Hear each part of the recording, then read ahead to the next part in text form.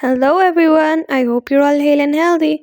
This is part 2 of the video Must-Haves for a Modular Kitchen. The fourth point will be ergonomic design. A modular kitchen should be designed with ergonomics in mind, providing a comfortable and efficient workspace.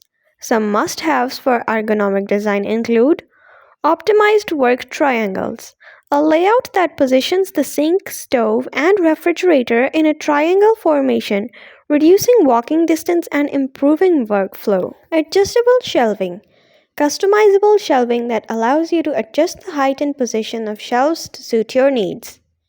Next up is anti fatigue flooring. Ergonomic flooring that provides cushioning and support, reducing fatigue and discomfort during long periods of standing. Comfortable work heights. Work surfaces and countertops that are designed to promote comfortable working heights, reducing strain on the back and neck. Clear traffic paths. Clear traffic paths that allow for easy movement through the kitchen, reducing congestion and improving safety. On number 5, we have smart technology integration. A modular kitchen should incorporate smart technology to enhance functionality and convenience.